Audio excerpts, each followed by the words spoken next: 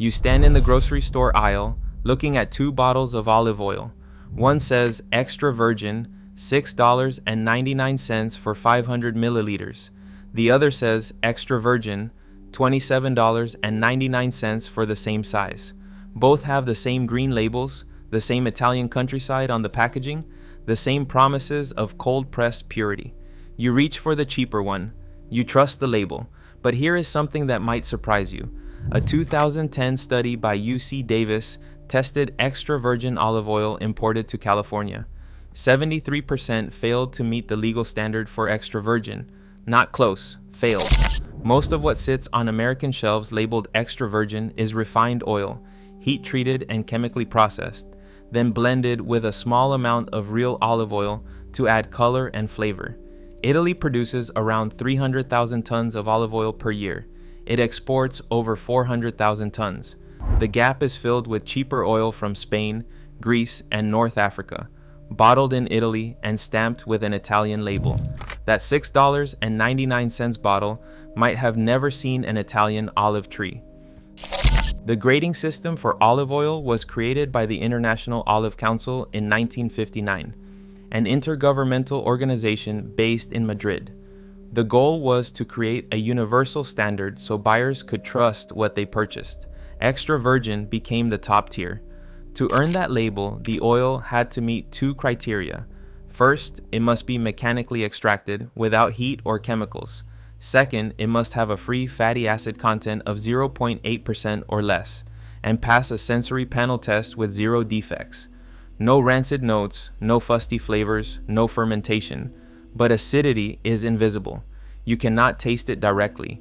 The sensory panel requirement is optional in many countries, including the United States. Here, producers self-certify. The FDA does not test it. The USDA has a grading program, but participation is voluntary and paid for by the producer. Most brands skip it. The result is a market flooded with oil that calls itself extra virgin, but would not pass the original 1959 standard.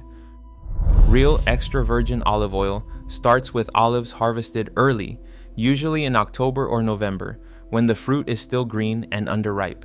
The timing matters because polyphenol levels, the compounds that give the oil its peppery bite and health benefits, peak before the olive fully ripens.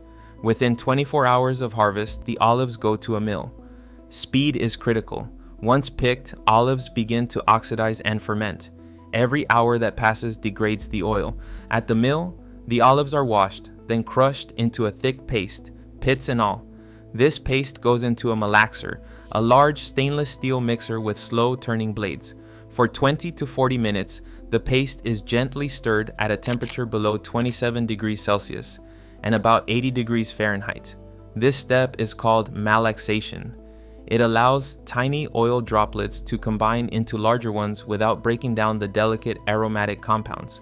The temperature cannot go higher. Once you cross 27 degrees Celsius, you lose the right to call it cold pressed. Next, the paste is fed into a horizontal centrifuge, a decanter that spins at 3,000 to 3,500 rotations per minute. The centrifugal force separates the oil from the water and solid pomace.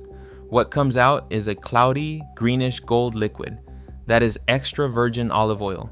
No refining, no filtering beyond a light pass to remove sediment. It goes directly into a dark glass bottle or stainless steel container, from tree to bottle in under 48 hours. Compare that to what most people buy. Refined olive oil, often labeled as light olive oil or pure olive oil, starts with oil that failed the extra virgin test. It came from overripe fruit, olives that sat too long, or oil that oxidized during transport. Either way, the oil is too acidic, too bitter, or too rancid to sell as is, so it gets refined.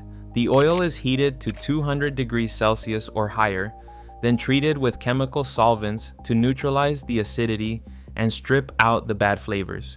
The heat kills the polyphenols, destroys the aroma, and bleaches the oil into a pale, flavorless liquid. To make it sellable, producers blend it with a small percentage of real extra virgin oil, just enough to add back some color and a hint of olive taste. Legally, this can still be sold as olive oil. It just cannot be called extra virgin, but enforcement is weak and labels are intentionally vague. Here is where the story flips. Real extra virgin olive oil does exist, and it is not hard to spot if you know what to look for. The problem is not that every bottle is fake. The problem is that most shoppers have no way to tell the difference. So the market rewards the cheapest product, not the best one. Look for a harvest date, not a best by date. Olive oil does not improve with age. A good producer will print the harvest date because they want you to know the oil is fresh. If the bottle only shows a best by date 2 years out, that tells you nothing about when the olives were pressed. Check for a PDO or DOP seal.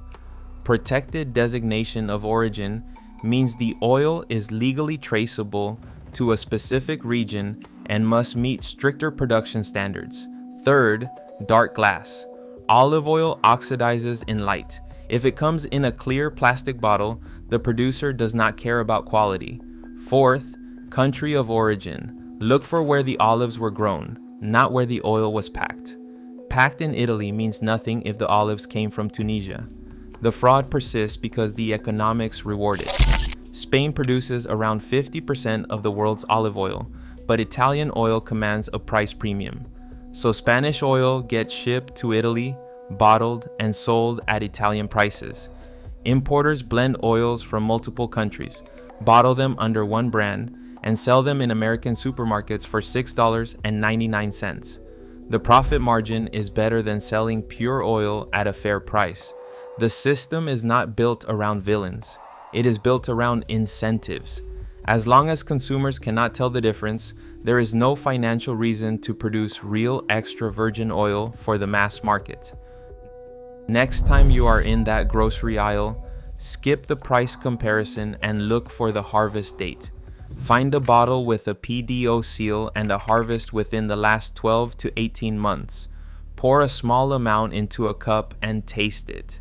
Real extra virgin olive oil should have a slight bitterness, a peppery burn at the back of your throat. That burn is the polyphenols. If the oil tastes flat, smooth, and mild, it is probably refined, no matter what the label says.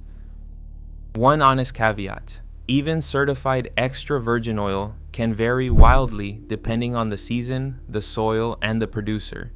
A bottle from a small estate in Greece will taste different from a bottle from a cooperative in Spain, even if both meet the same legal standard. Quality is not binary, but at least you will know you are starting with oil that was pressed from olives, not assembled in a refinery. The next time you reach for that $6.99 bottle with the Italian countryside on the label, flip it over. Look for the harvest date, the origin, the seal. The information was always there. You just never had a reason to check. That is the process. We reveal how things actually work, one story at a time. If there is something you would like us to explore next, let us know. Until then, trust the process.